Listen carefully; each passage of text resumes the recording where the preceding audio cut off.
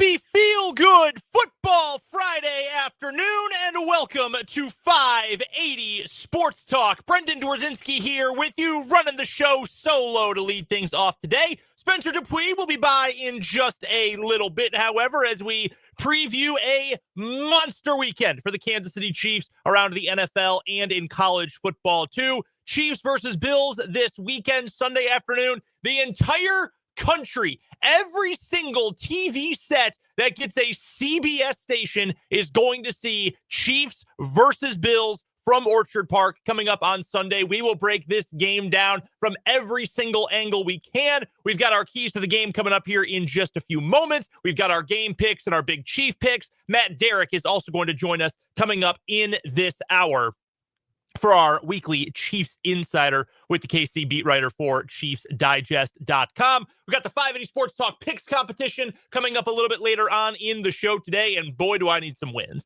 It is getting ugly. Well, you know we're going to respect the Sun Belt on Saturday. Going to be a fun round of picks. Spencer has been struggling a little bit, but he is still in the lead in the contest. We've got Dan's picks with us as well. Should note, Dan, he is off today. He is actually going on the road this weekend with Washburn basketball. We'll talk about that here in just a matter of moments. We've also got the October Championship in What Is Wrong With You. That is right. We are going to find our third to last year-long annual semifinalist. It will either be, for the month of October, $900 at the Fuddruckers, or no drugs allowed except all of these. Those are our two finalists. I think those are the right two finalists, to be frank with you, for the month of October. That is coming up a little bit later on in the program today. Spencer will preview the rest of the NFL and college football weekend as well. Get you the final word. Big day of 580 Sports Talk headlines. And right about the bottom of the hour, in fact, about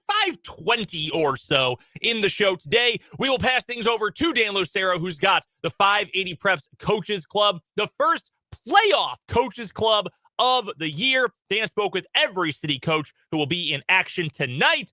Got to talk all about what the end of the regular season looked like for their programs and the start of the high school football playoffs coming up this week. Some games yesterday, most games around the state going on today. So, real quick, before we get going with our keys to the game for Chiefs versus Bills this weekend, I wanted to let you know everything that is going on our airwaves here on 580 WIBW and the Connoisseur Media Topeka family of stations tonight. Over on our sister station, Country 1069, we have got the 580 Preps high school football game of the week, and we will have the Washburn Rural Junior Blues taking on the Titans of Wichita South. 6:40 pregame start time, 7 o'clock kickoff. Yours truly, Greg Akagi, and also Spencer Dupuis will be on the call of that one again over on Country 1069. Here tonight, right here on 580 WIBW, starting at 6 o'clock as soon as the Coaches Club is done. That's some K-State basketball. That's right. The Cats are in action at home. Exhibition play taking on the Newman Jets, an MIAA program. 6 o'clock broadcast start time for that one right here on 580 WIBW. Tomorrow, we've got K-State football, 12:30 start time here on 580. We've got Washburn football, 12:30 start time for pregame. Actually, that's 1:30 start time for pregame over on our sister station, Country 1069. Yours truly, Trenton Craxner, Fletcher Terrell on the call of that one.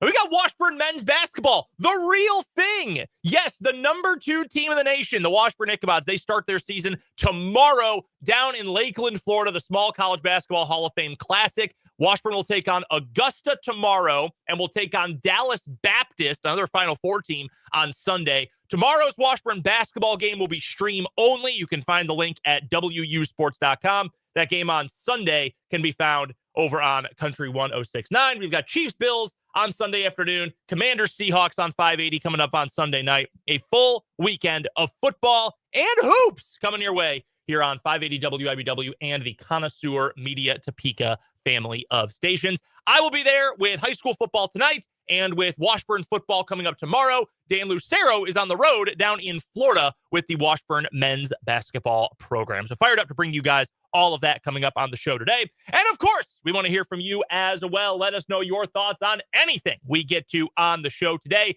Hit us up on the text line. You know the number, 785-272-9429. You can also, of course, find us on YouTube. Head to youtube.com, search 580 Sports Talk. We'll be the first result there. Check out the channel. Check out the live stream today. Hop into the comments section. Hi to Mark H. He's the first one in today. And make sure you subscribe as well. 858 subscribers. When we get to 900, we're doing karaoke. That's a fact. We have agreed to it. Just like we agreed to arm wrestle. I won, by the way. When we got to 800, when we get to 900, we're doing karaoke. Myself, Dan, Spencer, we're all going to do a song. And I'm not telling you to stuff the ballot box, but I am telling you we take submissions all the time. And if you want Dan to do My Maria, his absolute least favorite song of all time, now is the perfect time to let us know on the 580 Sports Talk YouTube channel. All right, without further ado, that's a lot of exposition. We've got football to get to this weekend, boys and girls, ladies and gentlemen. Kansas City Chiefs, Buffalo Bills, one of the biggest games on the NFL schedule. And it's especially important for this Chiefs team this year as well, because while it's not a super simple schedule after this, it's not like you're playing nothing but tomato cans the rest of the way. It lightens up pretty considerably. I mean, look at who the Chiefs have already faced this year. Chargers, they got to play them again. That was an international game, division rival. Those are always tough. Eagles, obviously difficult. Baltimore, well, not as difficult as you thought, but on paper going into the year, obviously. Washington, a playoff team last year. Detroit is right now playing like the best team in football. They lost to the Chiefs. Chiefs lost to the Jaguars, who are kind of up and down, but they are right now in position at least to make a battle for a playoff spot in the AFC too. After this game against the Bills, the Chiefs go on the bye. That is huge. The rest of the schedule after the bye, you play Denver twice, including on the road at Mile High, or whatever the heck they're calling it now, right after the bye week. The Colts, that's going to be tough. They're one of the best teams in football this year, amazingly, to everyone's surprise. But you get that game at home. Dallas can't stop anybody. Houston can't score. You get the Chargers again. That game will be at Arrowhead. Tennessee is the worst team in the NFL. The Raiders are right there next to the Titans as the worst team in the NFL. That one comes up in Week 18. There are a lot of winnable games down the stretch. So getting a win against a Buffalo team that you might be battling for the number one seed for, and that means home field advantage throughout the playoffs, and it means you get a bye in the wild card round of the playoffs as well.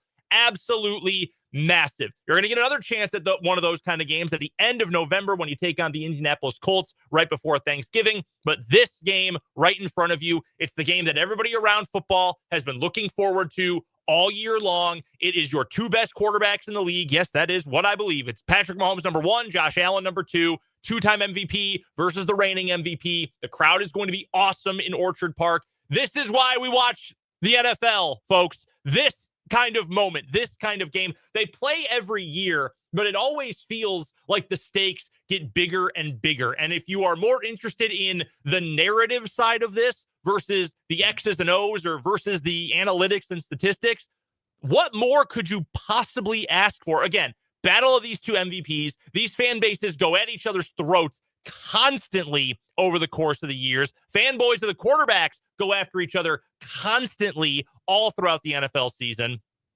The Bills have dominated head-to-head in the regular season in recent years. If I'm not mistaken, it's 4 consecutive regular season wins for the Bills over the Chiefs. But we know what it looks like when you get to January. When you get to February, it has been Chiefs dominance in the postseason because the Bills still have not found a way to stop Kansas City once you get to the playoffs. So this kind of game, not as important as another potential postseason meeting.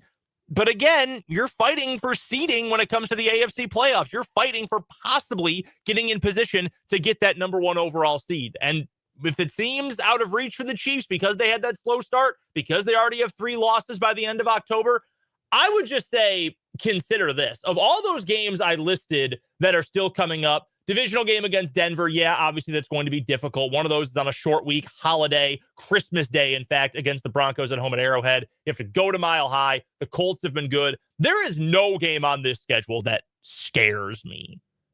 I look at the final, 8 games of the season after the bye week, after this Bills game this week. I think 8-0 or 7-1 is absolutely on the table. That Colts game is going to be difficult. The Colts are playing really, really well right now. In fact, I would almost imagine that game is going to be flexed into the late afternoon window. It's set for a noon kick right now. Those might be your 2 best teams in the AFC. Buffalo also in the hunt, obviously. But outside of that, even if you lose that one, I think there are still 7 wins on the table for the Kansas City Chiefs. You could legitimately go 13-4 this year, and you already have 3 of your losses. That's how good I think this Chiefs team can be. That's how well I think they're playing right now. And again, another reason why this game and its tie-breaking, the effect it's going to have on tiebreakers when we get to the end of the year, absolutely massive. So let's get into our keys to the game for this one. I am going to start with my first of the day. Dan's got his keys in here as well in absentia. Rally and tackle. That's number one for me for the Chiefs today. The Bills are going to keep things underneath. And this dovetails with Dan's first key as well. And he references something that Matt Verderam brought up to us earlier in the week when we spoke to him for our usual Monday afternoon quarterback interview. Josh Allen does not throw the ball down the field. He just has not done it, and it hasn't been especially efficient when he has done it either this season. It's just, frankly, not a part of the Bills' offense. He is so extremely selective with it. And if you're a Bills fan and you're trying to spin that positively, we're not taking unnecessary risks. We're not throwing extra incompletions, putting ourselves behind the sticks, etc. Okay, I can understand where you would get to with that. But the other side of it is, it's hard to have an explosive chunk offense, which you should always have with Josh Allen as your quarterback. It is harder to do that if you're not able to generate yards after the catch. What is the best way to generate yards after the catch? Get a throw to somebody when they're on the move, going over the middle of the field. You've got a guy like Khalil Shakir in that wide receiver core for Buffalo, who is a very good yak receiver, but it's get it to them in space, get them going with a full head of steam. It's harder to do that if you're an offense, if the opposing defense is right in your grill right away, if they are getting in your face, if they are rallying to the ball, and if they are tackling right away. And that's, I think, what the Chiefs need to do in this game. Buffalo is going to want to keep this on the ground, and I understand why. They have one of the best offensive lines in the NFL. I think you could argue it is the best offensive line in the NFL. They can take over a game. So can James Cook. He is phenomenal, and I feel like most of the rest of the league is picking up on this now. I thought James Cook has been a really good running back for the last couple of years. He is really playing well right now and had a great game last week in that blowout win over Carolina, too. Buffalo's going to keep it on the ground. You know Allen can run, and it's quick out. It's get the ball quickly to Shakir. It's pretend you're interested in Keon Coleman and then throw it to Dalton Kincaid. That's what this Bills team wants to do. Josh Allen this season is 17th in the NFL in average depth of target. So that is from the line of scrimmage where the ball is snapped to where the ball lands toward its target. How deep are you throwing the ball down the field? 17th in the league for a dude that might have the strongest arm in the NFL. That is a crazy statistic that they just are not pushing it. He also only has 9 completions this year, Josh Allen does, of 20 or more air yards. So where he's throwing it to where the ball gets caught, touched, targeted, wherever. Only 9 completions of 20-plus yards through the air, and he's not even in the top 15 in the number of pass attempts down the field. That's from the fine folks at Sports Info Solutions. They don't push it at all. So rally to the ball, tackle well. Those are the things that stand out to me. And again, that's very similar to what Dan is saying about stopping the run. That's one of his big keys going into this game. If you get to the ball, you tackle well, maybe even force a fumble, that would be fantastic in this game. But just eliminate those yak opportunities more than anything, because that is really where the Bills are going to try to live in terms of creating explosion for this offense. Also, just a side note here, I think Josh Allen would love to push the ball down the field more. Like, I think he would be more than happy to throw more deep overs, corners, flags. I think he would love to do some of that. But I think the Bills are sort of going through what the Chiefs have gone through the last 2 seasons. Khalil Shakir is really good. I mean, Khalil Shakir, I think, is better than any receiver the Chiefs were running out there at the time after Rashee Rice got hurt. Now, Xavier Worthy has become a better player and was playing well at the end of last season, but yeah, no Hollywood. You were giving way too many snaps to Justin Watson. Sky Moore was still on the roster. Like, Khalil Shakir is a really good player. He would have been the number 1 receiver for the Chiefs last year, but he's not a deep threat. He is not an attack you by stretching the field 20, 30, 40 yards down the field kind of guy. That's just not his game. And outside of that, they don't really have anything. Keon Coleman has been a bust. Those tight ends are underneath guys. They're not true field-stretching tight ends, even though I think they wish Dalton Kincaid was more of that guy. If you can get to them, wrap them up, prevent that yak. They just can't create explosives through the air, which is such an integral part of succeeding in the NFL today. I think if they had a better receiving core, I think if Keon Coleman had turned into a better player, I was intrigued by him. He's the kind of body type that I've been burned by before. We all remember the things I said about N'Keal Harry and how I thought he was going to be a great player, and he was a horrible NFL player after being a first-round pick of the Patriots. Coleman has stunk in his first year and a half in the league. But if he had actually been a useful downfield receiver, maybe they push the ball a little bit more. Unfortunately, they don't have that. So I think they're kind of in a position the Chiefs have been in recently where they've got to keep it underneath. They've got to throw short. They've got to try to do this hyper success rate offense. Just get us 5, 6, 7 yards at a time. Death by 1,000 paper cuts, but doing it through the air. I think that's why the Bills don't push it as much as they probably should. But you can see how good it is on the other side because right now this Chiefs offense is playing incredible football. Absolutely incredible football. Patrick Mahomes looks as good, frankly, as he ever has because he still doesn't have an elite receiver group, even if Worthy has become a nice player. Rashee Rice looks great coming back from injury so far. Tyquan Thornton has been a true game changer. Wide receivers do matter. It can't just be the quarterback. And I wish more teams with elite quarterbacks would figure that out over time. Bills whiffed on a draft pick. It was the Packers in the past, Aaron Rodgers. Here's Devontae Adams and a bunch of nobodies. Good luck. Devontae Adams, fringe Hall of Famer. But you need a little bit more than that. Chiefs added a little bit more. Boom. Look at where this offense is. Bills don't have that. And I think it might be tough if the Chiefs are able to tackle well and rally, group tackle, gang tackle the ball coming up on Sunday. Dan's other key is urgency. Says this one is more important to the Chiefs than previous regular season meetings have been. Let's see how willing they are to be aggressive against the Bills defense. I think the Chiefs are going to win this game, and I think the Chiefs are going to win this game in pretty steady fashion. We'll get to game picks here in just a second. I think the Chiefs feel right now a little bit, to make another comparison to that 2022 season, it feels a little bit like this team feels like that one did. Listen to all these narratives, and the offense isn't there anymore, and Patrick Mahomes now is not this push it down the field guy. Most of that is faded away because I think the league and the people who cover it have come to understand. Usually the media is a week or two behind on things to really pick up on, whoa, this is a standout performance. I think most of the football world has come to understand how well the Chiefs are playing right now. But the narrative that the offense wasn't going to click and was not going to be dynamic through the passing game anymore. The Chiefs have squelched that thought. Now they can't beat the Bills in the regular season. Chiefs already are playing from a little bit behind in terms of the quest for the number 1 seed because of the 3 early losses. I agree with Dan. I do think this is going to be a Chiefs team that shows some more urgency. You heard Patrick Mahomes earlier this week talk about how big of a deal it is for this team when they get to go play in Buffalo because it is a hostile environment, because those fans are crazy and they can really unify and come together. I think that's important, and I do think that is going to show its face in a positive way in this game coming up on Sunday afternoon.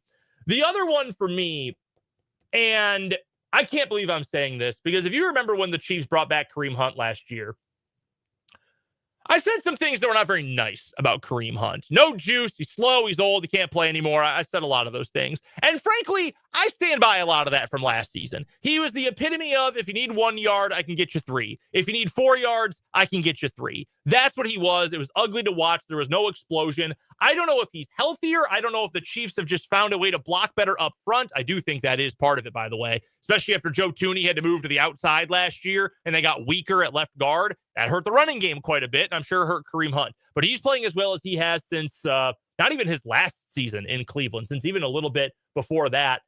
I think this could be a game where Kareem Hunt not takes over. I'm not saying he's going to go for 120 and a touchdown or something like that, but I do think he should be able to eat up this Bills defensive line. I know this stat has come up on the show at some point this week, but it is really amazing to me. 3rd and 4th down and just 1 or 2 yards to go.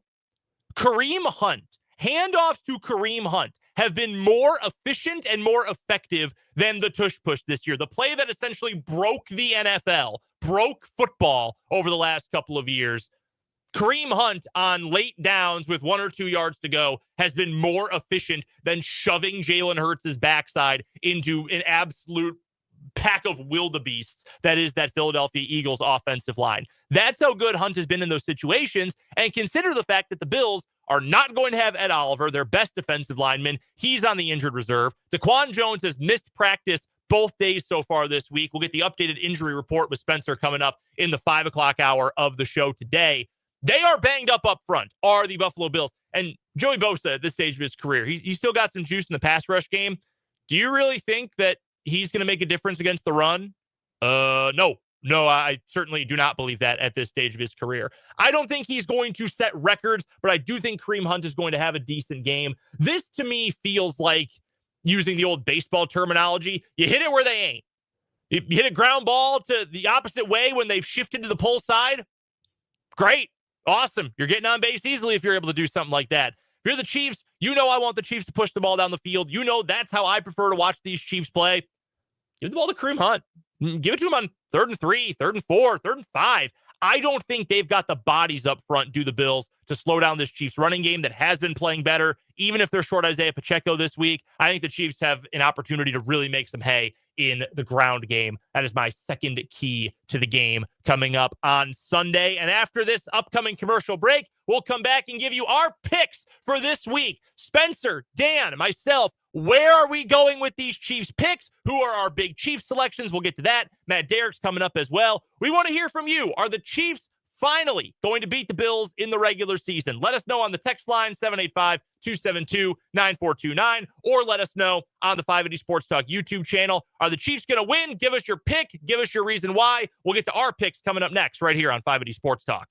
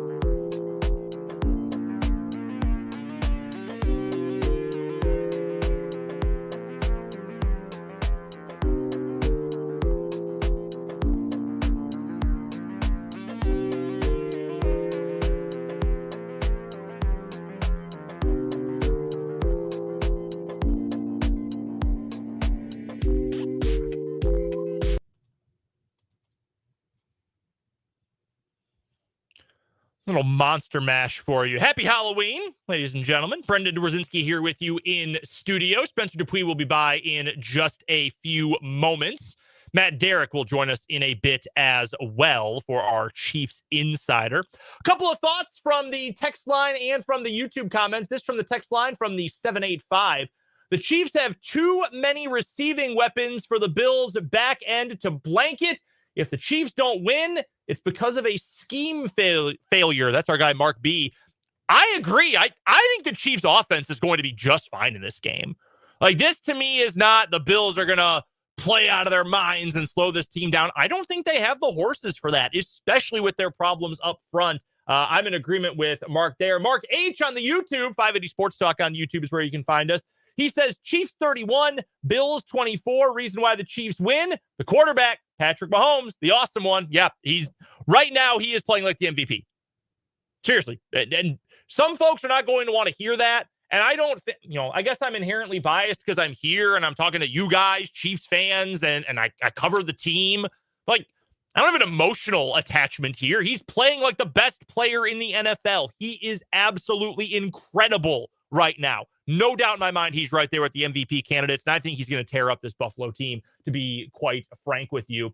Vance has a question for us. Do you think Allen might be injured in some way, or is this just him playing with what he has? I think it's the latter. I mean, I'm sure he's banged up. He's a gigantic human being. I do believe, though, that this is just what the Bills want to do. One of the things that makes Joe Brady an effective offensive coordinator and play caller, and smarter football minds than myself have pointed this out, is he finds what works and then streamlines the playbook. There's no millions of pages of nonsense. It is, we have found this list of concepts, this list of plays that work, and we're just going to run with it. And when you don't have a ton of great wide receivers, a ton of great downfield pass catching talent, well, you have to maximize them a different way. And I think that's what Brady is doing here. I don't hate the idea, but I think they are limited by the personnel they have and just don't have many options to push it more. So you're left, I don't want to say neutering Josh Allen, but neutering his arm a little bit. Again, he might have the best arm in the NFL, and he barely throws it down the field.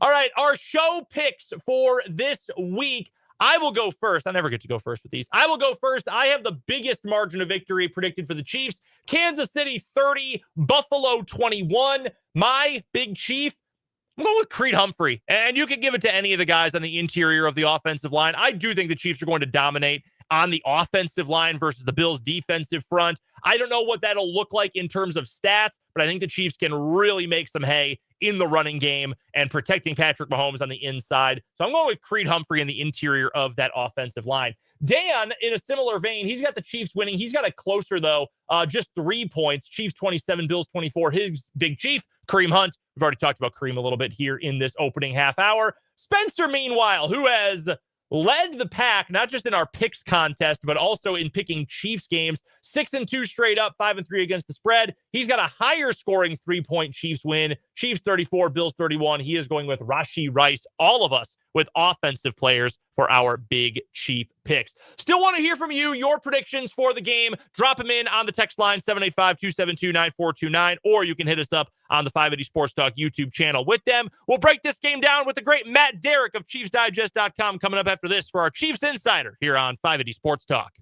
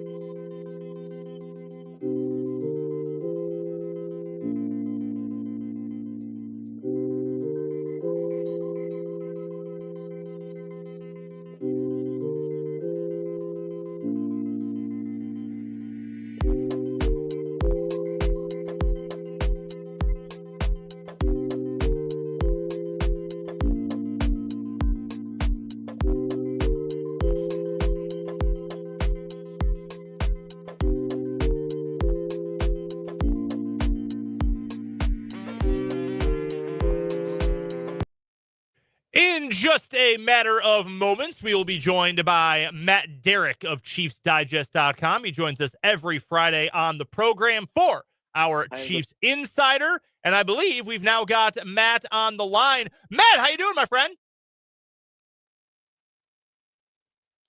Do we have Matt on the line?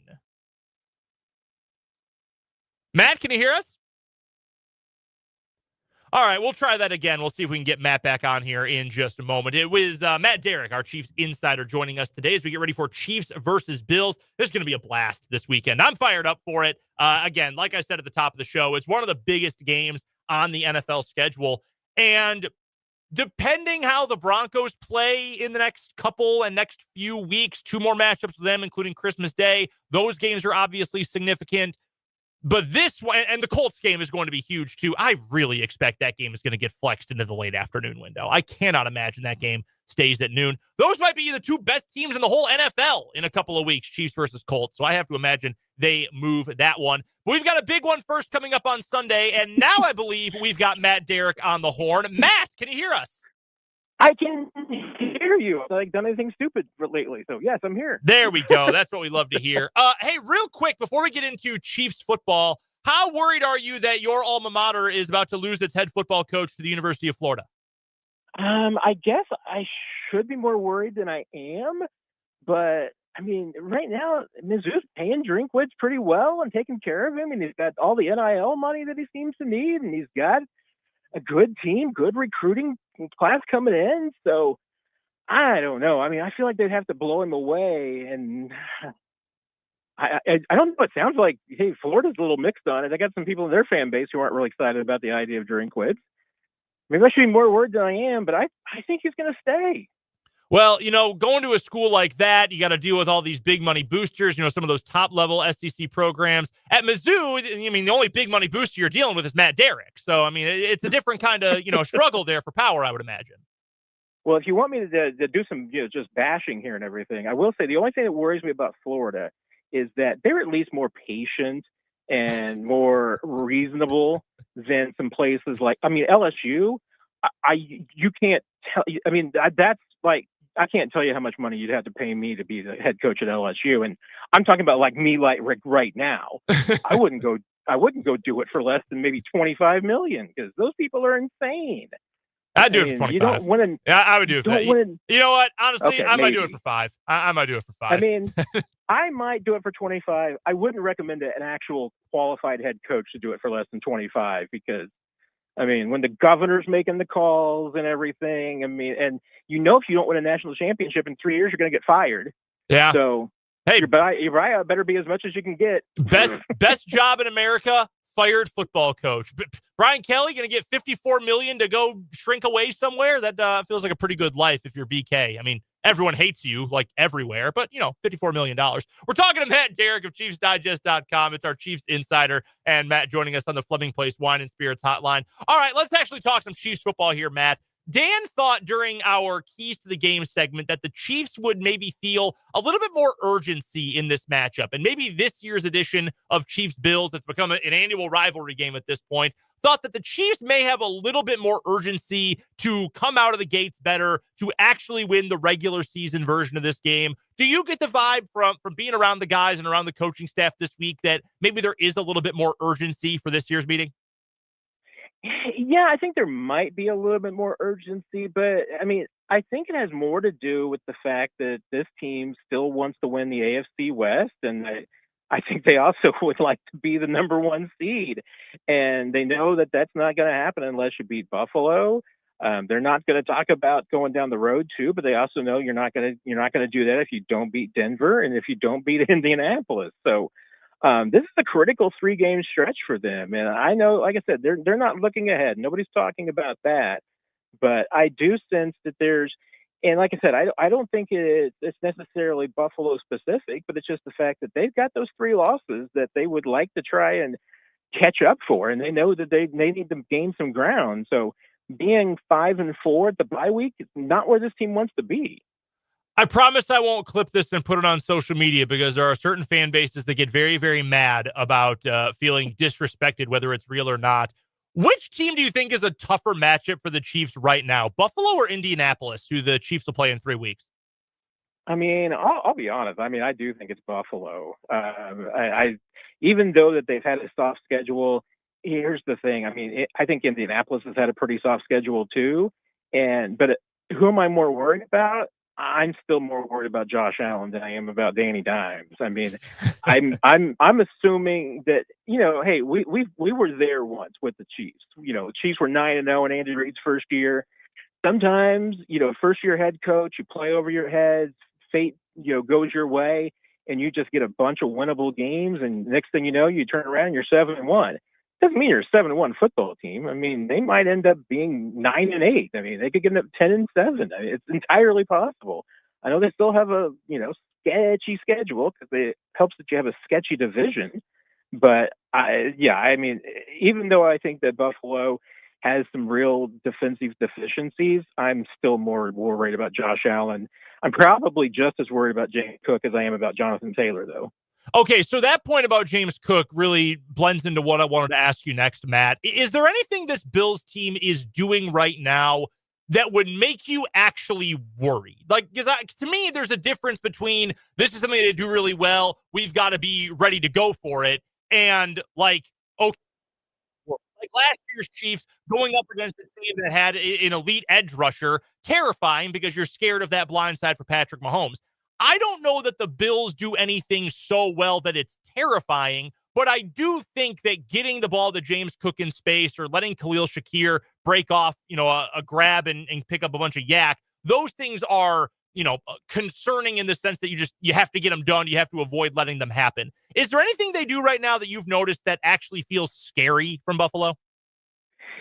See, I'm in the same kind of category that you just mentioned there, which is that one of the scariest things about the Buffalo offense to me, it's Josh Allen, it's James Cook, it's Dalton Kincaid, it's a little bit of Khalil Shakir, but I'm less concerned than I have been in past years because, I mean, I do think Shakir is a bad matchup for the Chiefs. He was last year, but remember last year for the Buffalo, he was really like a third option. He wasn't necessarily the guy. And this year's receiving core, he's kind of the guy. I mean, Keon Coleman had a big game last week, but Shakir is the one that they really count on the most. And now, if you're talking about defending Shakir as their number one option rather than treating him like the number 3 option, I think that's going to be a better matchup for the Chiefs this time. I mean, that feels like a Trent McDuffie kind of matchup, and I think he's a much better fit for taking on Shakir and shutting him down.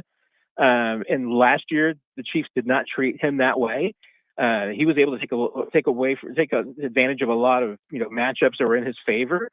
I don't know if that's going to happen this time around. But then again, how has Buffalo won this game in the past?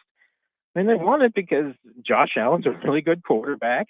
Dalton Kincaid has taken advantage of them and played really well, and it looks like he might be healthy for this one. And James Cook, I honestly, even though he hasn't had like a big receiving year this year, James Cook still worries me as a pass catcher against the Chiefs much more than as a rusher because they've been so good at stopping the run. But even last week, I mean, they had 2 breakdowns in coverage of the running back out of the backfield. And that's not necessarily going to cost you against Washington, but that could have been 2 touchdowns against James Cook. We're joined by Matt Derrick of Chiefs Digest here on the Fleming Place Wine and Spirits Hotline. And Matt, how big of a week is it for Mike's in the Kansas City Chiefs organization? First, Mike Dana goes out. He has his first career pick, has a sack, and then they bring back Mike Pennel this week. How big is that for this defensive line going forward? Yeah, it's been a long time since I've seen so many defensive guys so happy for another defensive guy like Mike Dana getting that interception. Defensive lineman getting picked is ideal. I mean, that's definitely going to make people happy. So they were pretty celebrating that. And I mean, obviously, Max mentioned what told us after the game, he almost had one against New England, and he's been looking for that for a long time. So it's a big moment, dream come true for a defensive lineman. And I mean, hey, the Chiefs, this is the 3rd time that they've brought back Mike Pennel or brought him in mid-season. And the first 2 times they did it, they won a Super Bowl. So I don't know what the connection is. Maybe, like Brett Veach said at the beginning of the season, Mike Pennell has been a really good player for them in spurts. But there's no doubt he's popular in that locker room. You could, he was today, both in basketball and they're doing this game they call shadow boxing, which I'm still trying to figure it all out. But maybe you guys know what it is, but it's the craze of the locker room. But Mike Pennell's only there for 2 days, and he's already in the middle of everything. I mean, that's just the kind of party guy that Mike Pennell is, and teammate that he is. Everybody just is attracted to him and pulled to him. Switching to the offense, Isaiah Pacheco going to be out this week. How much, if any, do you think Elijah Mitchell's involved? I mean, I would expect him to be at least active this week, right? Yeah, I would expect him to be active. And I think that the most logical idea would be that Kareem will probably handle about half the workload. But I'd be surprised if the Chiefs, even with the bye week next week, I'd be surprised if the Chiefs went into this with the idea that they're going to have Kareem have 27 touches or anything. I mean, they did that last year when there was a time and place when maybe he was the only guy that they had. But I think you still want to keep him as fresh as just your short yardage guy, specific situations. I don't think you want to overuse Kareem and wear him down as a every down back. I think they will want to be a little bit more careful with him. I think this is a great opportunity to see what you got in Brashard Smith because they have still not unveiled the full Brashard Smith package. There's still so much more that they can do with him. And I kind of felt like before the season that this was the right time, this game, right at the bye week and after the bye week, maybe seeing more of Brashard Smith. But if you want to win this game in the regular season and you don't want to fall to Buffalo again, this would be the time to throw out some of those unscouted looks against Brashard Smith because you can probably create some fairly favorable matchups in his speed against the right guy. I mean, if you can get Brashard Smith split out against the linebacker, that's a total mismatch. That could be a 72-yard touchdown if you play your cards right. I do think that they want to see some stuff from Elijah Mitchell. Would I be surprised if he got like 13 touches or anything? Yeah, I mean, I would. I think this would be mostly a Kareem and Brashard Smith game, but we'll see. I mean, it's also the trade deadline. Maybe they want to figure out what they've got from both Brashard and Elijah because maybe acquiring a running back or even trading a running back could be on their agenda. Matt Derrick is our guest. Final couple of questions for the Chiefs beat writer for ChiefsDigest.com. He joins us every Friday at this time on the Fleming Place Wine and Spirits Hotline. And Matt, I am so glad you brought up the trade deadline next week. Have you been hearing anything about how active or inactive the Chiefs plan to be next week? Oh, the rumors are that Brett Veach is going to be active. I mean, I think that's just always the expectation. And you hear, flashy possibilities. I've generally learned over the years that the flashier the possibility, the less likely that is to become. The less flashy ones seem to come together sometimes. Now, exceptions last year, DeAndre Hopkins, a lot of heat around that, and it ended up happening. But you hear buzz around a guy like Breece Hall. I haven't really heard that many specific names mentioned as far as the defensive lineman, but that would obviously still be a desire of the Chiefs. They need depth at defensive tackle. They would like more production at defensive end. Doesn't mean that both of those couldn't be a spot. And hey, if they make it to Sunday and they find out that Brashard Smith or Elijah Mitchell is one of those guys that can give them some explosion in the backfield, maybe they'll just cross that off completely. But right now, the expectation seems to be that Brett Veach is to make a move. Doesn't guarantee that he will, but I think everybody seems to think that he will make a move. All right. Last thing from you, Matt. Game prediction. Who you got? Yeah, I mean, I think the Chiefs are the better team right now. I think they're playing better than the better football, even with that win that the Buffalo Bills had last week against Carolina. That I do think is a bad team. The Bills just are not playing good defense right now, especially run defense. If the Chiefs can get some things going, especially whether it's the run game, short passing game, screen game, if they can get some things going, I think they can put this away. It's going to come down to stopping Josh Allen at the right moment. 30-25 Chiefs. Nobody covers the Chiefs better than Matt Derrick. You can find his work at ChiefsDigest.com. You can also find him at Matt Derrick on your favorite social media platform. He joins us every Friday on the Fleming Place Wine and Spirits hotline for our Chiefs Insider. Matt, as always, my friend, we appreciate the time. Enjoy one of the biggest games of the NFL calendar coming up Sunday afternoon. Sounds great, my friends. Can't wait. Take care, everybody. That is the great Matt Derrick joining us here on 580 Sports Talk. We have to get you a quick break on Second Thought. Up next, 580 Sports Talk.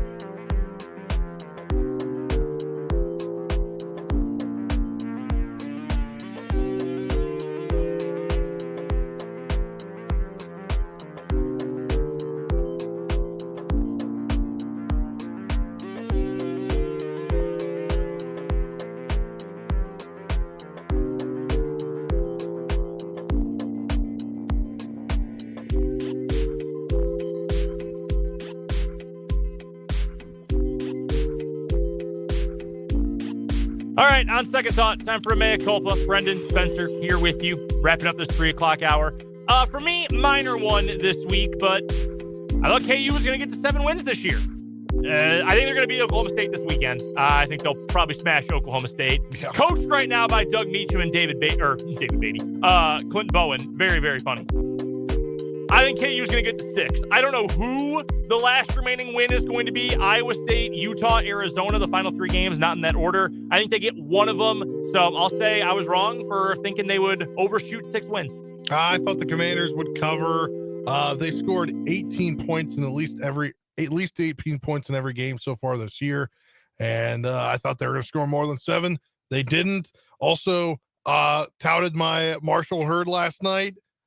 They forgot to play football after the first series in the second half. That was tough. Don't look at the score if you haven't. Shout out to the Teal Roosters of CCU. Shout out to the free food at CCU, though. Oh, yeah, isn't that awesome? Cool stadium, by the way. Brooks Stadium down there in Conway. That does it for the 3 o'clock hour of 580 Sports Talk. Don't forget, we're done early today because we'll get to the 580 Preps High School Football Coaches Club. Week 9, postseason is here. We'll talk about that game a little bit later on. The other action coming up on our family of stations later as well. We'll start the 4 o'clock hour with our weekly 580 Sports Talk Picks competition. We've got the October Championship and What Is Wrong With You, and we'll look around the rest of the NFL and college football slate. All that is coming up after the national and local news right here on 580 Sports Talk.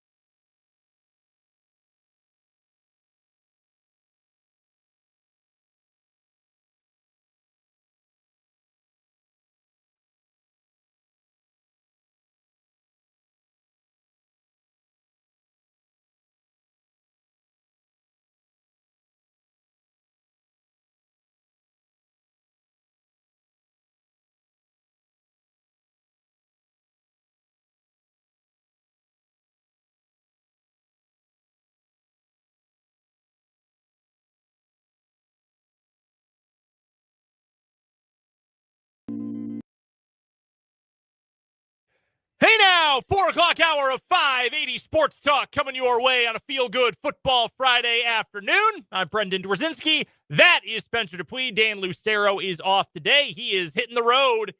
He's got Washburn basketball. That's right, Dan's filling in for Washburn men's hoops over the next couple of days. Tomorrow and Sunday, the Washburn men opening up their season down in Lakeland, Florida. Small College Basketball Hall of Fame Classic. Washburn takes on Augusta and Dallas Baptist, two teams that made the Division II NCAA tournament last year. Dallas Baptist, like Washburn, made it to the Final Four. Those games are coming up tomorrow. You'll be able to hear the men's game tomorrow over at, if you go to wusports.com, it is a stream-only broadcast because I will have Washburn football on the air on Country 106.9. The Washburn men's basketball team, though, will be on 106.9 coming up on Sunday when they take on DBU. Massive non-conference tilt to open the Division II basketball season. We've got the 580 Preps high school football game of the week for playoffs round 1, the Week 9 playoff bracket game.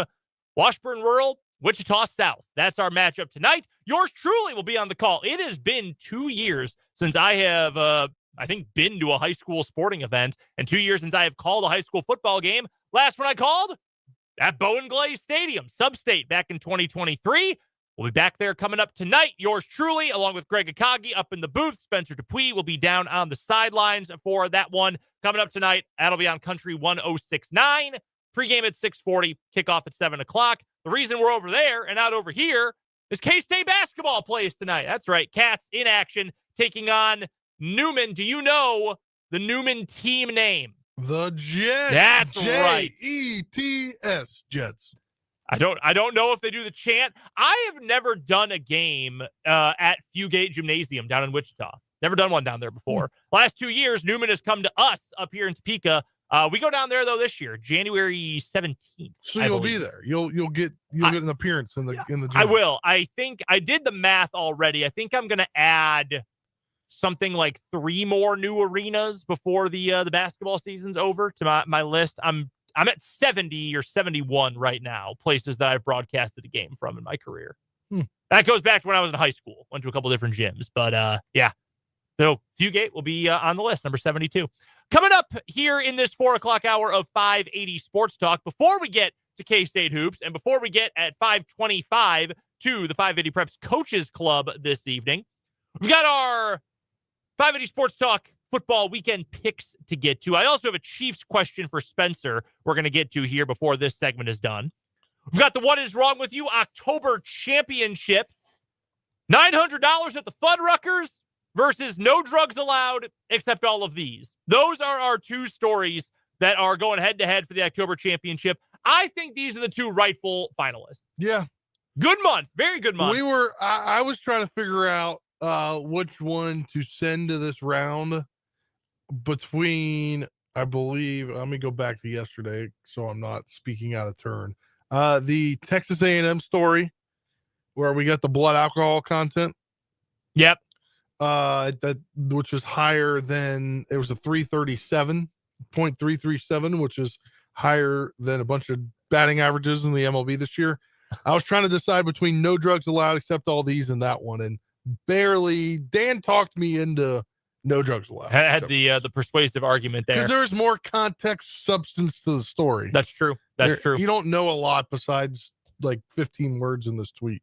Very excited for our monthly championship in What Is Wrong With You. Plus, we'll look at some of the other headline games from around the NFL and college football. Get a quick thought for both KU and K-State coming up this weekend. Huge game for Kansas State, by the way, taking on Texas Tech. We'll get to all that this hour. We want to hear from you as well. You know the text line number, 785-272-9429. You can also find us on YouTube. 580 Sports Talk is the name of the YouTube channel. If you have not subscribed yet, what are you doing with your life? You're missing out.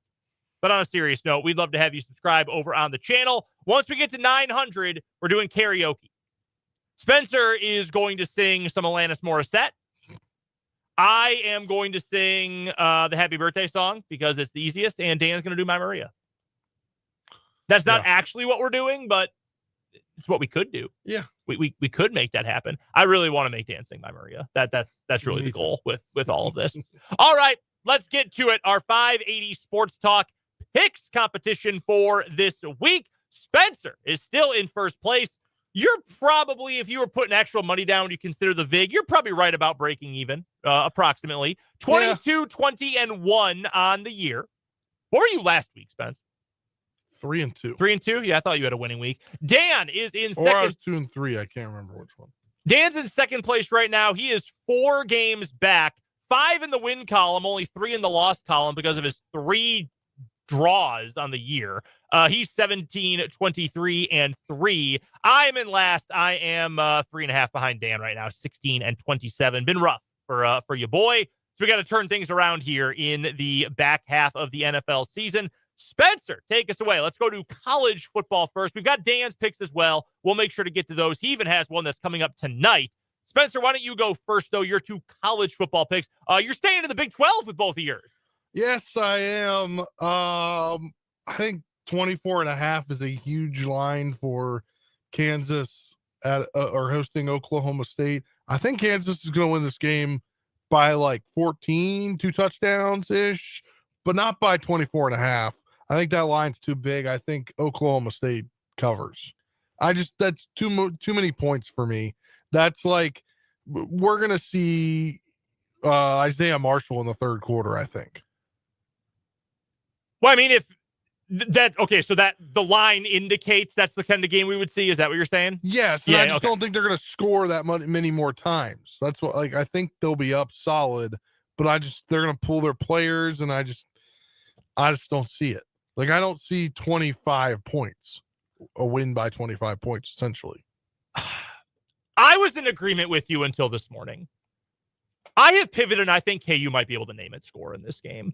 Oklahoma State is the worst team in the Power 5 this year, Power 4, whatever it is. Like, they are so gross. You're making the smart move. Like, you're looking 24.5. I mean, that's 4 score. That's approaching 4 score territory. Like, that's such a big line for a conference game. I just think that team sucks. They're just so bad. Daniels, I think, is going to have a bounce back week. That's a tough one. I think that's a good line. Let me put it that way. I think that's a good line. What's your other game, college football wise? Another Big 12er. Yeah, Houston hosting West Virginia. West Virginia is just garbage this year. Not a lot of Rich Rod's players in there getting his culture established. Year 0. And the injuries that they've sustained at running back and receiver and the whole quarterback debacle. I think they're favored by 12.5. I think they're going to win by that amount. Well, 13. I like that one. Yes. Yeah, I mean, Houston's good. West Virginia is miserable. Yeah, I like that one quite a bit. My college football picks, we'll get to Dan's next. I've got one Big 12 game. Cincinnati is going on the road to take on Utah. Utah is favored. I want to make sure this line hasn't moved. It has not. All of our lines coming from our good friends at Prairie Band Sportsbook up in Mayetta. Utah favored at home by 10.5. This will be the hardest game for Cincinnati so far this season. This will be the best environment or the hardest environment that Cincinnati has played in all season. Utah at home is tough. Utah is big. They are burly. Sounds like Devin Dampier probably going to play for the Utes in this one. I don't know how good or bad that is for that team. If this was under 10, I would not take it. But you're giving me double figures. I feel guilty for leaning into a Scott Satterfield coach team in a big spot. I really hate that, but they continue to win. They continue to play well. Brendan Sorsby has been awesome this year. You can understand why. He's got the name of a very handsome, attractive guy, very talented as well. I'm going to go with Cincinnati getting 10.5. That's a little bit too much candy for me. I'm going to take that one. The total is 55.5. Am I crazy for thinking this game is going to be fairly low scoring? Like, I don't think we're going to get to 55.5. I almost leaned with the under for my wild card pick. I think this is going to be a bit more of a knockdown, drag out kind of game. And I think if it's lower scoring than that, it's going to be hard for anyone to win by multiple touchdowns. So I'm going to go with Cincinnati plus 10.5 at Utah late night tomorrow. That one kicks off at 9:15 tomorrow night from Salt Lake City. Spencer, tomorrow is Saturday. Do you know what that means? My second pick here. What Saturday is? Sunbelt. It means Saturday. Respect the Sunbelt Saturday. If Marshall had played tonight instead of yesterday, would you have taken them? Just out of curiosity. Yeah. That's tough. Not to rub it in. Couldn't watch it though. No, because ESPN was banished from YouTube TV last night. I mean, if it was tonight, I wouldn't be able to watch it, which may have been better. That's true. That's a good point. go through that one. Louisiana Monroe is buns. They really, really suck. Old Dominion is not perfect. They are flawed, but they can really score. They've got a very talented and well-coached offense. This line has actually moved. It was 16.5 when I took it earlier. It right now sits at 16. I am totally going to take that. I think ODU wins big. 3 scores. Yep, that's fine. I will take the Monarchs over the Warhawks. I don't know. I would be wary on this one only because Marshall, notoriously great at offense mostly and bad at defense. Yep. Like they just give up a lot of points. Yep. They only give up 24 points to Old Dominion. That's fair. I think they could 48. So. I think they could win 24-0 over Louisiana Monroe, though. Very true. Marshall, much better than the Warhawks this year. All right, Dan's picks. He's got one from the Big 12. He's got the K-State game tomorrow. Cats hosting Texas Tech. K-State getting 7.5. I don't think that line has moved since Dan put it in there. Double checking right now, and it is still 7.5. We'll talk about this game a little bit more later on. That's a good line for K-State. Over the key number, getting the hook there. Dan taking the home dog. Wildcats. Dan's other pick for the weekend tonight, North Carolina at Syracuse. North Carolina is a road dog. Dan is going to take Bill Belichick plus 2.5. I understand why Fran Brown has called out his own quarterback so far this week. Pretty much said we gave him the keys and now we're 0-4. Yikes. I'd like that he keeps it open and honest. I do appreciate that. I probably wouldn't feel so good if I was their starting quarterback.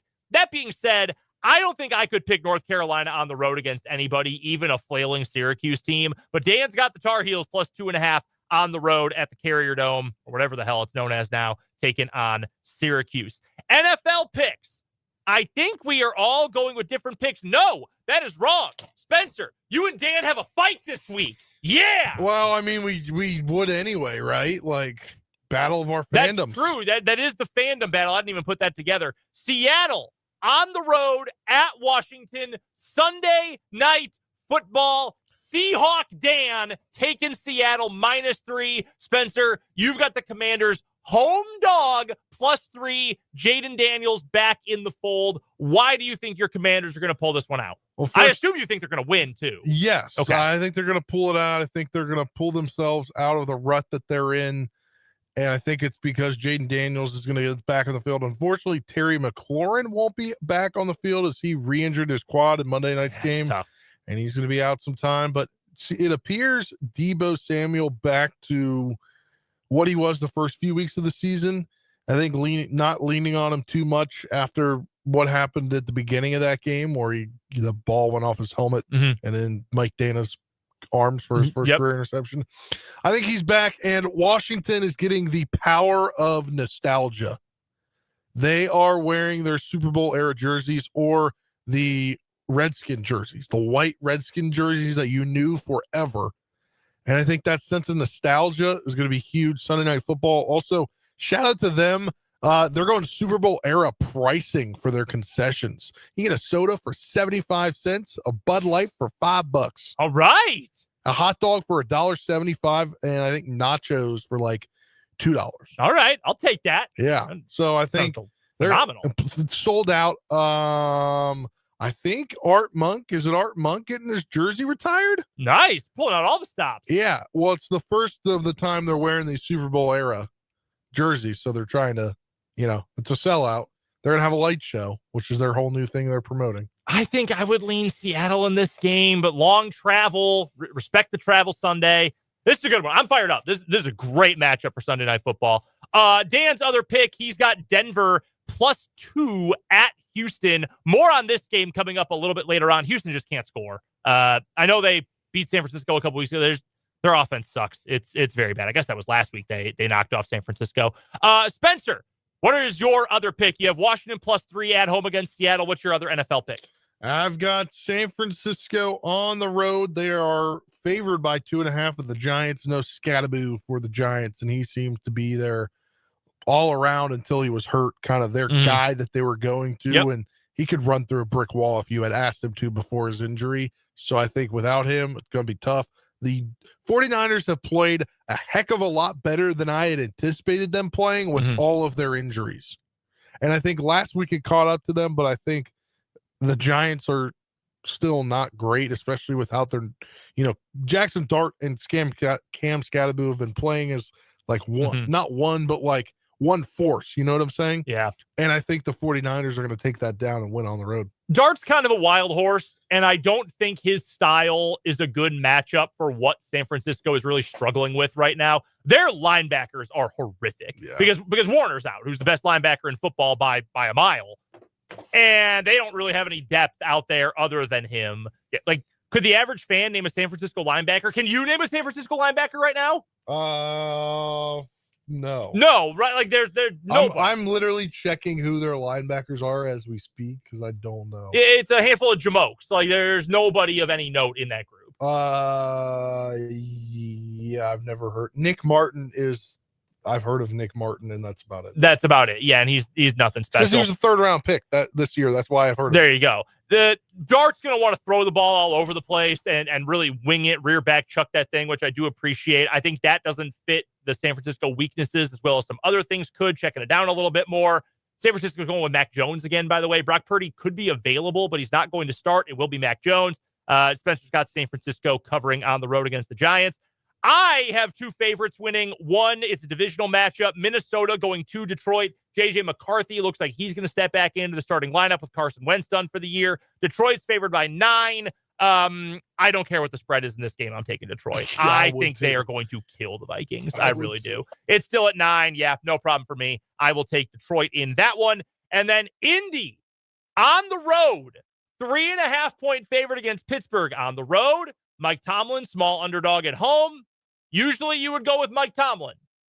They were a small underdog at home in primetime this past week, and the Packers embarrassed them in the second half. I think Indy is one of the 3 or 4 best teams in the NFL right now. No one has figured out how to stop their offense, and Pittsburgh right now defensively can't stop anybody. Give me Indy on the road, laying 3.5. Wild card picks for the week, Spencer. All 3 Division I service academies are making an appearance in our wild card picks. Yes. You're going with the Service Academy under. Yes, Army's at Air Force. I think we're going to get an under in this game. Army's just had not been scoring well this season overall. I think they're just struggling in that facet of the game. So I think they're going to go under the 49.5. I think the reason this game goes under is probably because there just aren't a lot of possessions. Like, I don't know that either team is going to keep the opponents out of the end zone or at least from scoring. There just might not be enough possessions to get to 50 points in this game. Dan is going with Navy against North Texas. Service Academy team and an over. 65.5. Navy doesn't play any defense. They can score a little bit. North Texas has a great offense. Their quarterback, what a crazy story. He's got over 65.5. That is a huge number. I told you we'd go back to that Denver-Houston game. I am on the under. Denver at Houston, 40 points. That's the total. That is kind of gross to root for under 40 points in an NFL game. I don't trust Bo Nix. Houston's defense is elite. Houston's offense also can't do anything. They stink. CJ Stroud had a good week last week. Denver has a very good defense, even without Patrick Surtain. I just don't think there's going to be enough scoring in this game. I think you're looking closer to 30 points than you are to 40 total. So I am going with Denver and Houston under 40 on the total.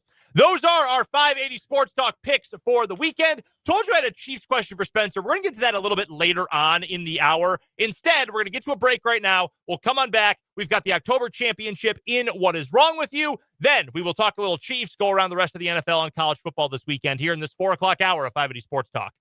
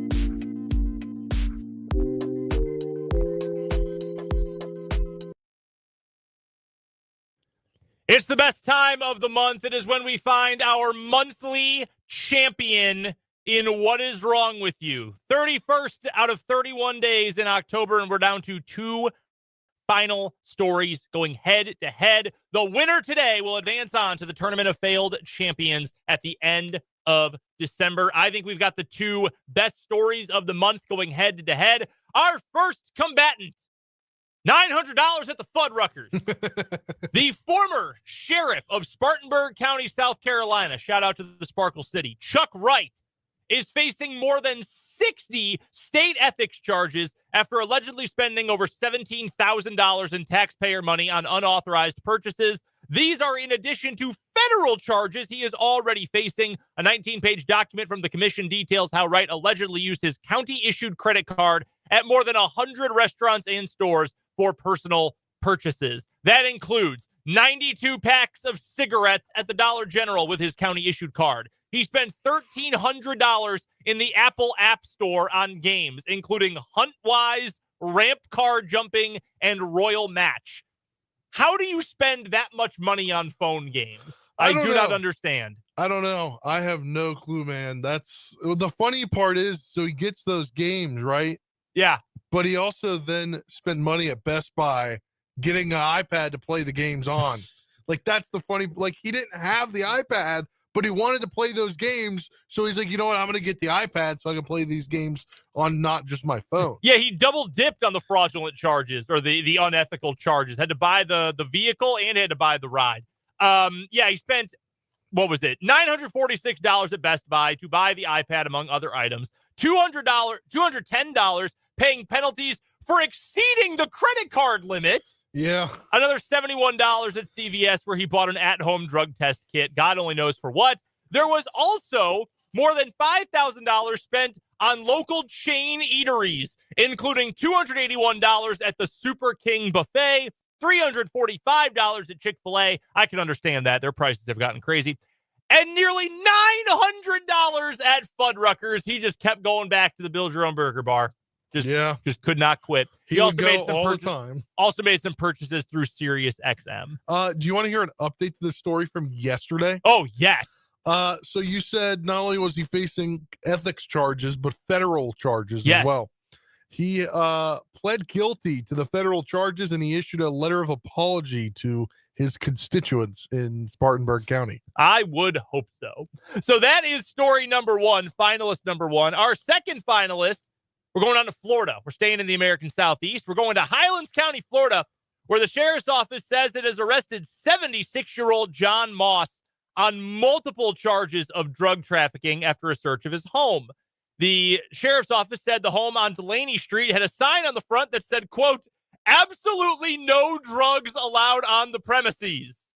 Well, somebody didn't obey those rules, illustrated by the sign on the front, because after executing a search warrant at the home, detectives found 31.5 ounces of cocaine, 36.1 grams of Oxycontin, 442.2 grams of marijuana, 17 grams of alprazolam, 5.6 grams of morphine, 4.29 grams of methamphetamine, $20,000 in cash, and guns.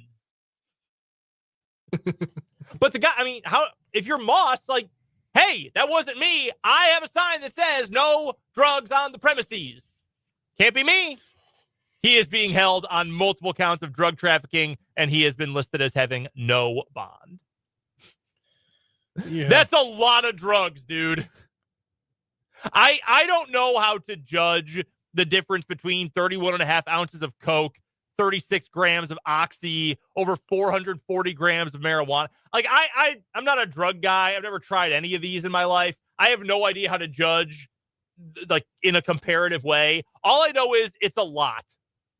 Yeah. Also, you can't have drugs and a bunch of cash. Also, you can't have drugs and a bunch of guns. And you really can't have a bunch of drugs and cash and guns. Really can't do all those. Those are our 2 finalists. Spencer Dupuis, who gets your vote for What Is Wrong With You? I see the no drugs allowed, except then I got all these. But, like, dude, the sheriff of Spartanburg County knew what he was doing. He then tried to pay off his credit card, or the credit card, like, on top of everything he did, he tried to pay off a credit card with it. Like, he knew what he was doing. He was abusing his power to the right to a county P card. Like, come on, man. I think that's worse because of all the individual things that he did. This guy just tried to pull an or like an okey doke. Oh no drugs here. Just kidding. I got all the drugs. So I think it's going to be $900 at the Fuddruckers, because who spends $900 at a Fuddrucker?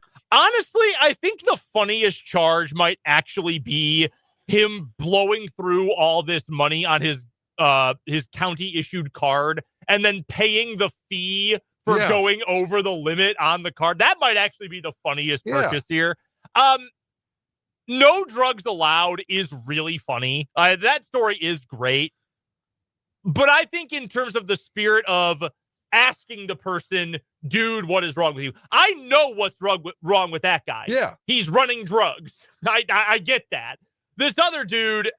And then he's trying to play the okey doke on you, saying, no, there's no drugs here. Yeah. Why would you look here for drugs? I'm going to go with the sheriff here, $900 at the Fuddruckers. Ethical charges, federal charges, 92 packs of cigs at the Dollar General. Just every single purchase is unbelievably funny. So I am going to go with that as our winner. Spencer and I are in the same boat.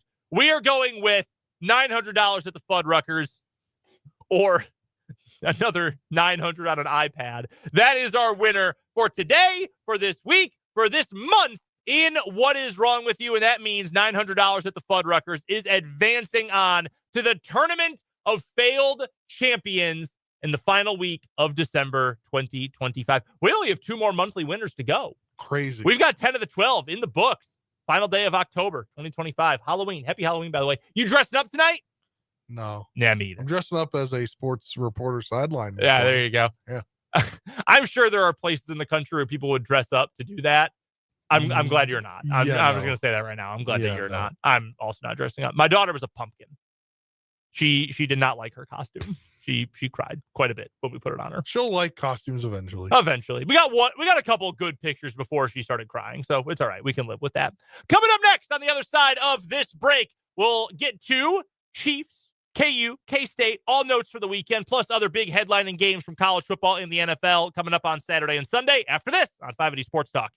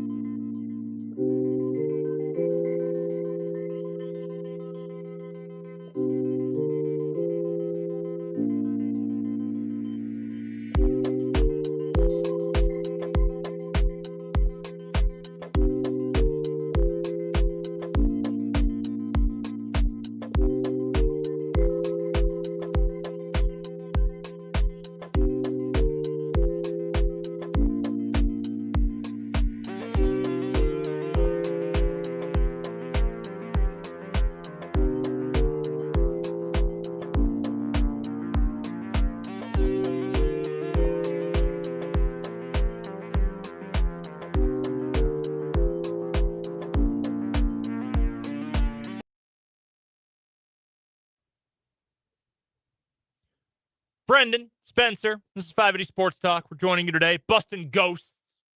Do you like Ghostbusters, the movie? Yeah. I didn't know. I always wondered why they kept making new ones. Like, I know they did the all-female reboot. Like, okay, that's fine. Yeah. But then, like, there was the one with Paul Rudd. They got horrible reviews. They kept making all these other long after the original sequels. There were sequels back then. And I used to wonder, like, who is this for? And then 2 years ago, the weekend of the the week of the MIAA basketball tournament in Kansas City was the same week as Comic-Con in Kansas City. And dude, when I tell you that it must have been half the people there were dressed up in Ghostbusters costumes, I'm not kidding. I could not believe how popular that was. That's funny. Ghostbusters? What? Some of you are like 20 years old. This movie's from the 80s. What? It is a classic. Insanely popular in that crowd. I genuinely could not believe it, but hey. I will say I've you. only seen like the OG2. Yeah, me too. Like me too. I have not put myself to watch. I heard how bad that Paul wreck Rudd the one classic, was. right? Yeah, like no need to touch it. They were both good. There's no reason to touch it for me. The Chiefs question I wanted to make sure to ask you, because we talked about it a little bit with Matt and Derrick, and well, not a whole lot of time after Sunday's game for a move to be made. Where do you land on the Chiefs at the trade deadline? I don't doubt what Matt said, that, Brett Veach is going to be active. He'll be making calls, putting out feelers for what's out there.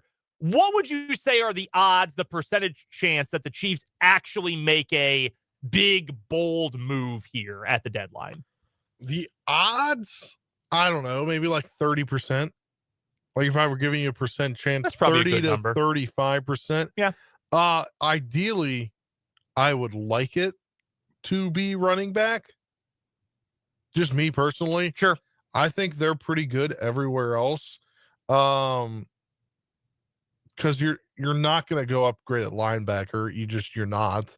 You've paid people too much money to do that. Mm-hmm. And you brought back Mike Pennell, who is significantly better than Derrick Nottie in like PFF grades. If you just look at those grades, I don't have any in-depth numbers to give you on them, but they're so like Pennell is leaps and bounds better than Nottie. Yeah, there's no question. So I think that's going to be huge going forward. And I think that eliminates you from doing anything there. I don't think, I just don't think, especially because Mike Dana has put a lot more plays on the table in the last few weeks. Mm-hmm. If he wasn't performing the way that he's performing up to this trade deadline, I think maybe you look at a defensive end there, but I think because he's done so well the last few weeks, it doesn't give the Chiefs, like, I just think their focus is away from that. And I think if you're going to go anywhere, it's Pacheco with an injury right now. But what was he really giving you all season long? Right? No, that's fair. I think if you could get an edge, Jalen Phillips is a name that I think is interesting from Miami. They're obviously a complete train wreck. If you could get Jalen Phillips, because Charles Omenihu has not been very good this year either, I think that would be worthwhile. I think if you could get Breece Hall, you try to pull the trigger. Yeah. But like, I'm not paying a premium, but he's on the end of his deal. They're 1-7, even after a win last week. If you could get Breece Hall, I'd say go for it. If you could get someone like Jalen Phillips or another cheap body in the edge room, I would pull the trigger. Outside of that, I do have a hard time seeing the Chiefs doing anything, especially bold, coming up at the deadline on Tuesday next week. All right, let's get to some other games going on around the country this week. Want to make sure we touch on KU K-State. Short show today. We're off at about 5:20 for the 580 Preps Coaches Club. So I want to make sure we touch on KU and K-State. Let's start with KU because it's easier. Is there anything you're worried about here? Like, Oklahoma State is abysmal. Yeah, I mean, I'm not worried about anything. The only thing I'm worried about maybe is if, like, the mental part of Jalen's game got to him after last week. Yeah, I'm not worried. But then on the flip side, dude's been there so long, he knows how to put a game behind him. No, I think you're right about that. Maybe you're looking ahead a little bit to that Arizona game. You're taking them for granted a little bit. I've seen a lot of KU fans say anything short of a blowout is going to make me even more worried. I disagree with that. Beggars can't be choosers. This team needs a win. Find a way to get the win. Worry about the rest later. I do think KU is probably going to hammer them, though.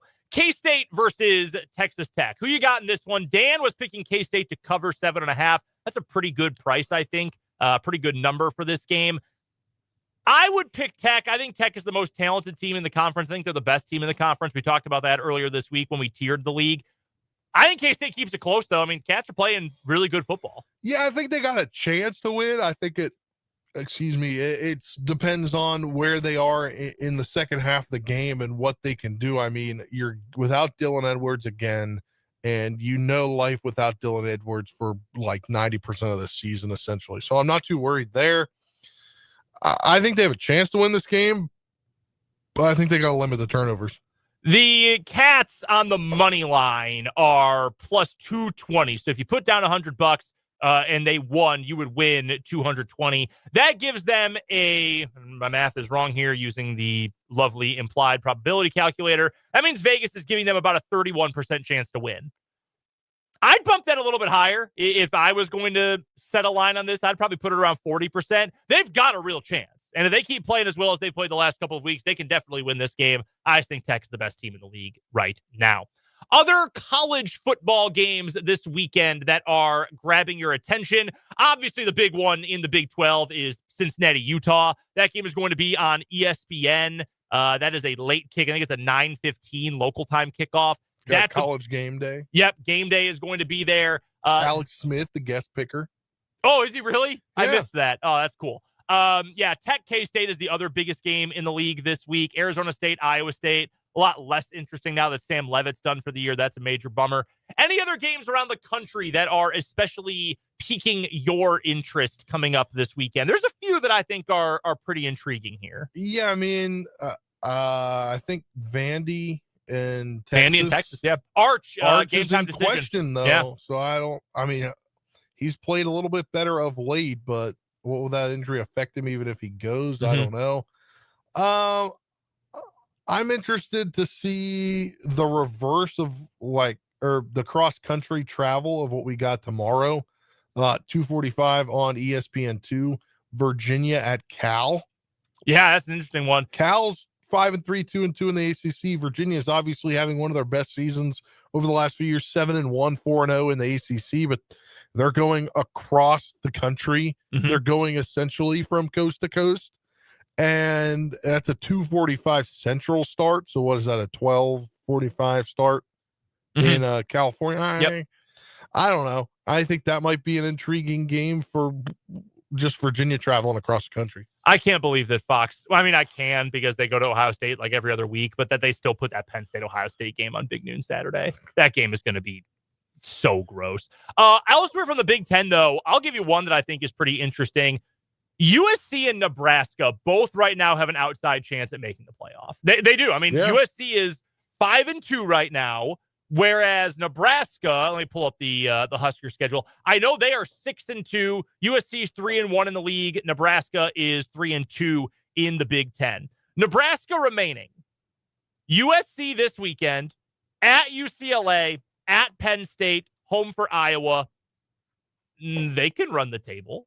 And Big Ten team at 10-2, I think they got a real chance at making the playoff right there. USC, meanwhile, they get Nebraska. Northwestern winnable, Iowa winnable. Oh, Oregon, that's scary. And then they end the year against UCLA. USC obviously is going to be harder for them to run the table than Nebraska just based on that schedule. This is like the fraud bowl because I don't feel like many people around college football believe in either of these teams. Exactly. Which one is the bigger paper tiger? That's kind of what that one comes down to. In Nebraska, I'm going to take the Huskers. I'm going to just take Nebraska straight up. I don't know what the spread is for that game. I'm taking Nebraska straight up, though. Yeah, I'll take them straight up as well. USC traveling 2 time zones under Lincoln Riley. By 4.5 for what it's worth. Nebraska is? Yes. I think that's about fair. I would take Nebraska by a touchdown.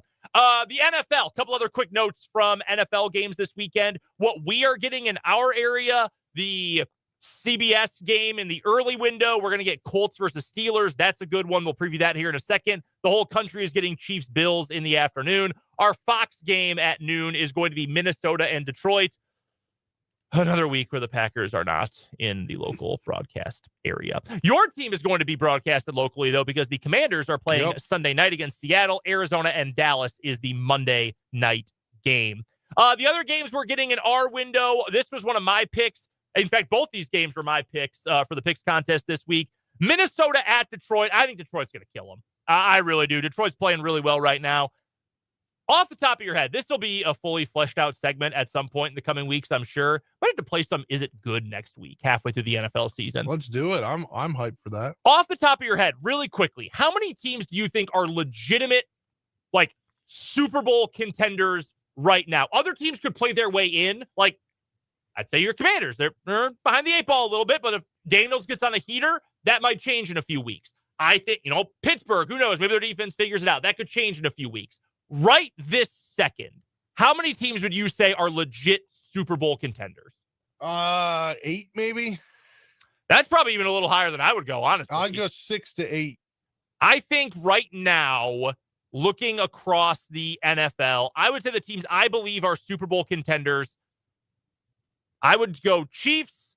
I think you have to put the Colts in there. The Colts have a plus 116 point differential. Look, the thing is, though, like Daniel Jones. To me, the Colts are going to be one of those teams, this is going to sound bad. They have the chance to be one of those teams that's like, hey, we're this kind of like we did it, but like, what are we going to do when we get in the playoffs kind of team? Yep, got to see it to believe it. I understand that. How many players on that team have playoff experience? Not many. Yeah. So that's where I come down to the Colts right now. I'm planning on going to see them in person in the press box again if I can get credentialed when they play the Chiefs here in a few weeks. That's going to be such a fun game. I just based on what we have seen, I think that's a fair point. But based on what we have seen, I'd throw the Colts in. The Chiefs, obviously, Philly, Green Bay, Detroit, Seattle, Los Angeles Rams, 7. I think I'd go about 7. I think. I think there's more in the NFC than the AFC. And I guess you throw Buffalo in. All right. Never mind. You were right. 8 is a fair number. Yeah. I'd say Buffalo more likely than New England right now. Like, again, just new operation, still worried about their defense, but New England kind of on the fringes right now. Why don't we get to another quick timeout here on 580 Sports Talk? We'll come on back and wrap up this 4 o'clock hour with a round of Change My Mind. Don't forget, we got the Coaches Club coming up during the 5 o'clock hour, headlines as well. Game of the week for the start of the high school football playoffs will be over on Country 106.9. Plenty of football left to get to today on 580 WIBW.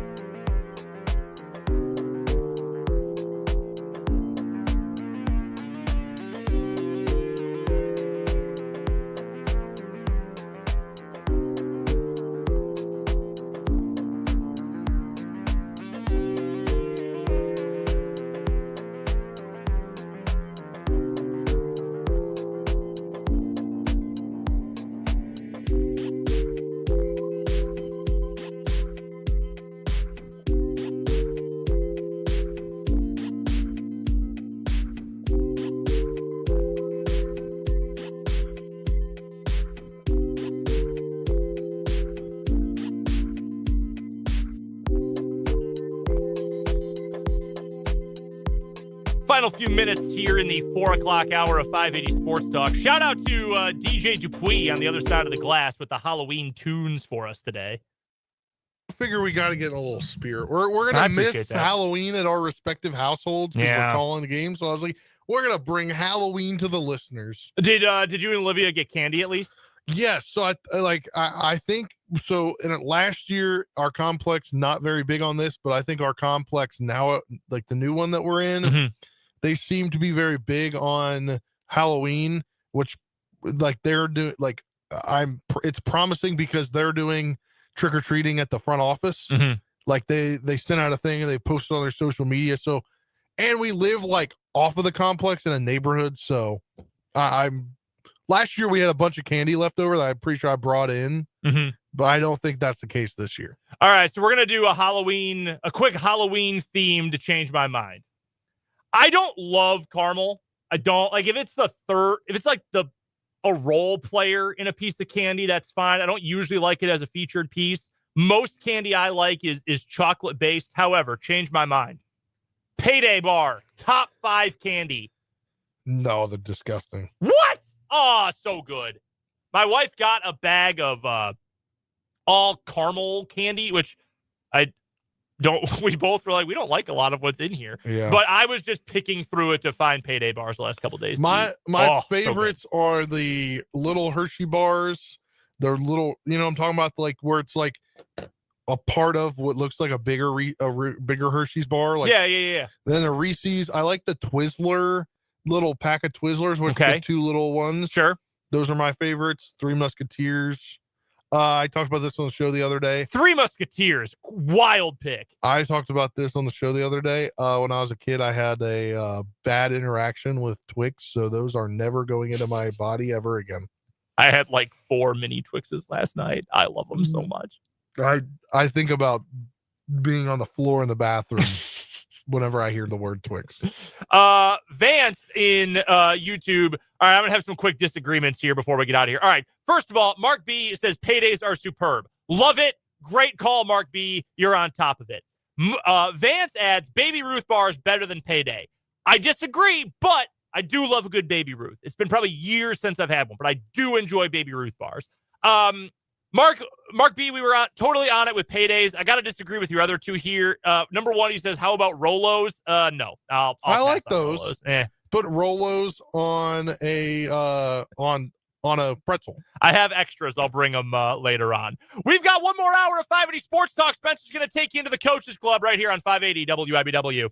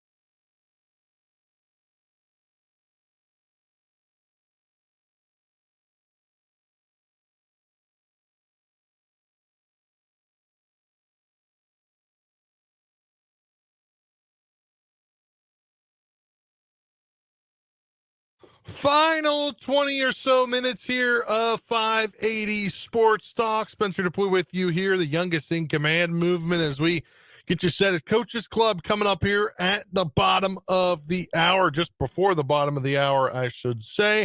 And then we'll have we'll have Kansas State men's basketball coming up on the airwaves at 6 o'clock as tip off at 7 o'clock for their exhibition game, final exhibition game of the year of the preseason, as they take on Division II Newman, set for just after 7 right here on 580 WIBW.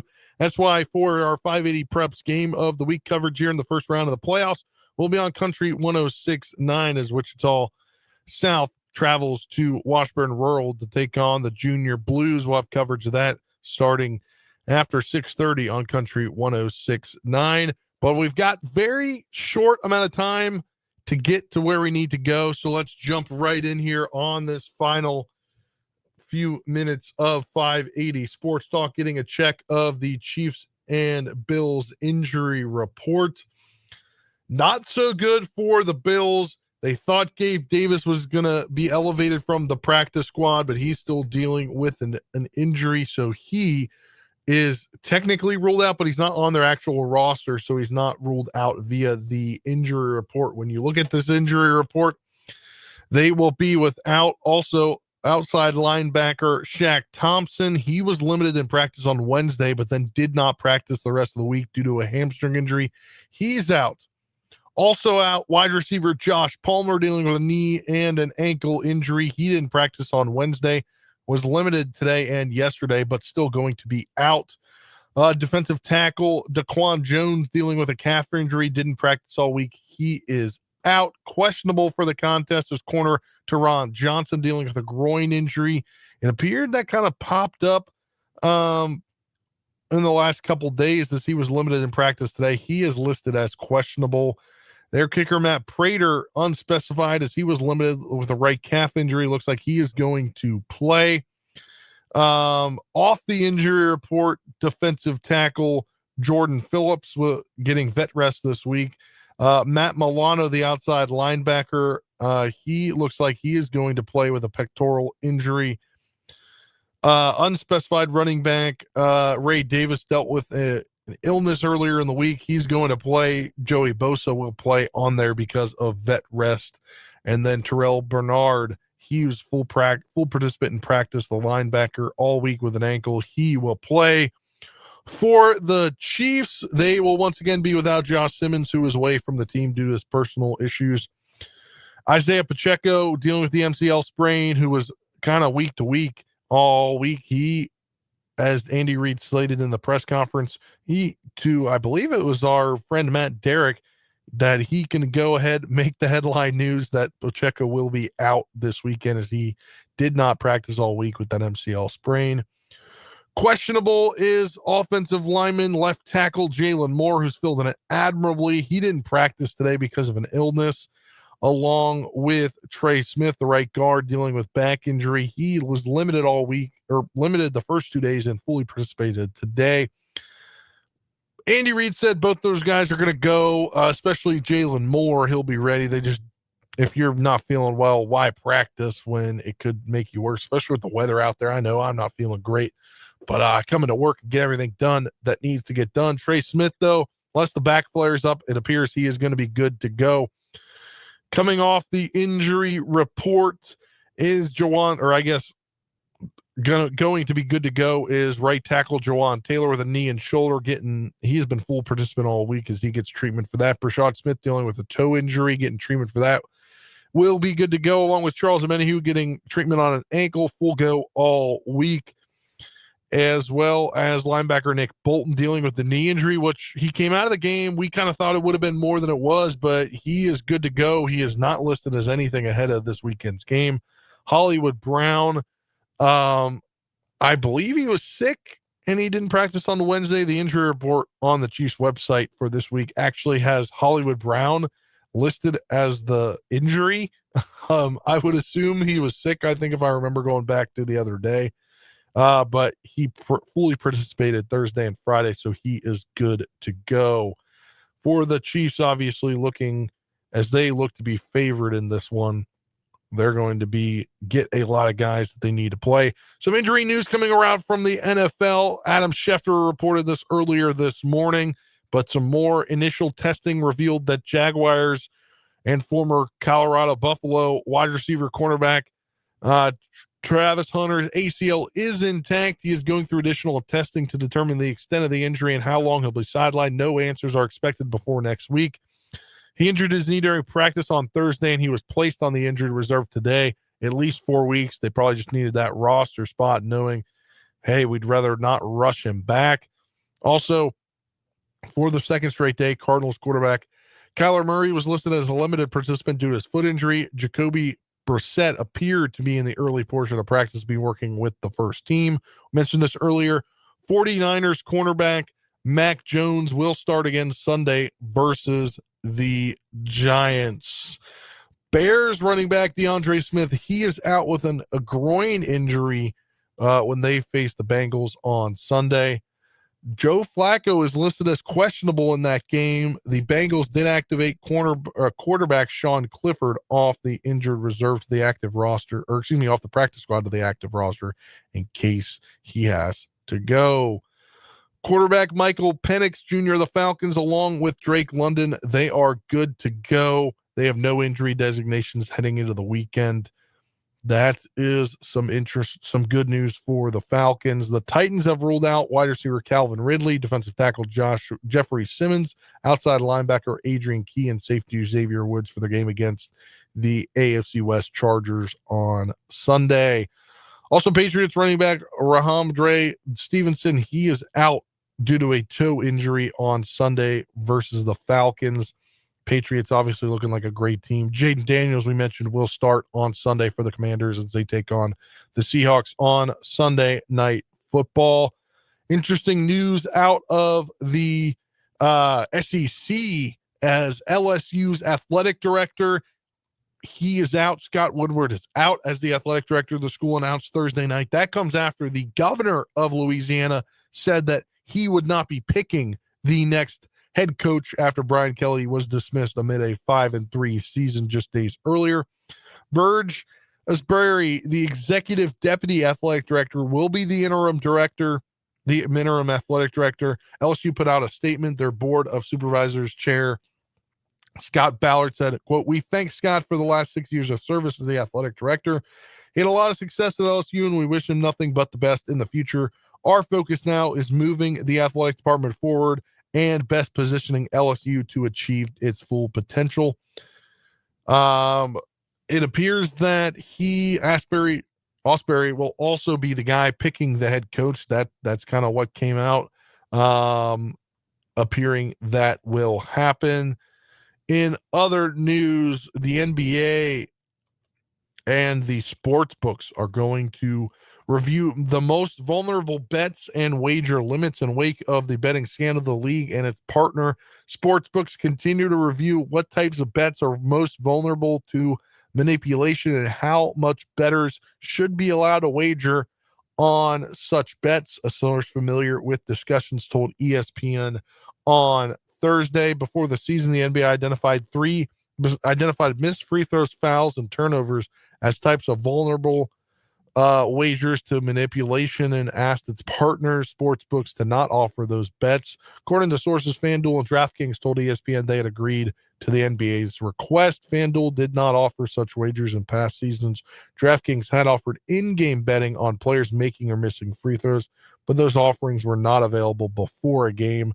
The discussions, which are ongoing, also include which limits are appropriate for wagers that are most vulnerable to manipulation. Sources said betting limits on player prop bets are typically lower than on point spread on a game, for example. Here, as we begin to wrap up the day, also some NFL news. Ravens were fined $100,000 for the injury report violation over Lamar Jackson, and Chris Greer is out as Dolphins GM.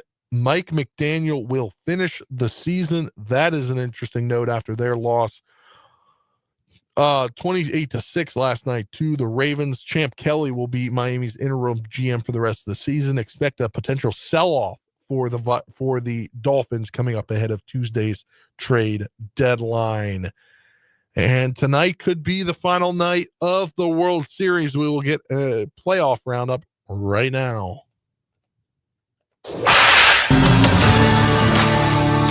It's time for the 580 Sports Talk Playoff Roundup.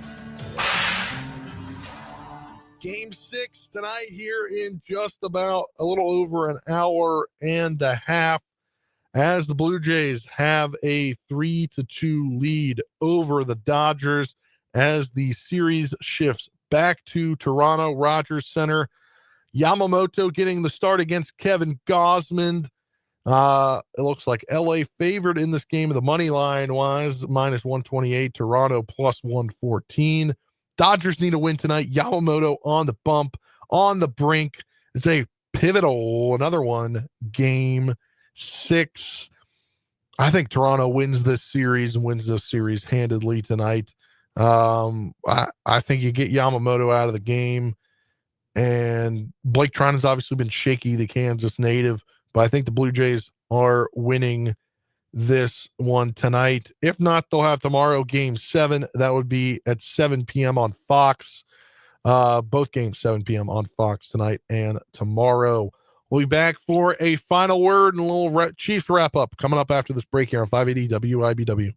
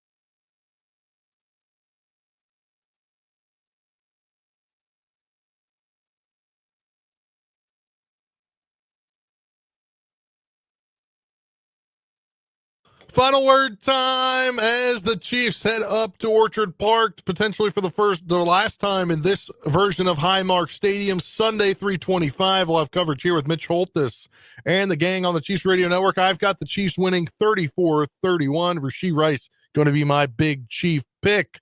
Coaches Club, 580 Coaches Club coming up right after this break here. So we'll get you ready for the weekend of high school sports. Turn over to Country 106.9, 640 will pregame coverage as Washburn Rural host Wichita South in the first round of the playoffs. So if you're going to tune in here to 580 WIBW, K-State's men's basketball exhibition game against D2 Newman, pregame coverage at 6, tip-off set for just after 7. K-State football on the air tomorrow as they take on Texas Tech in the afternoon.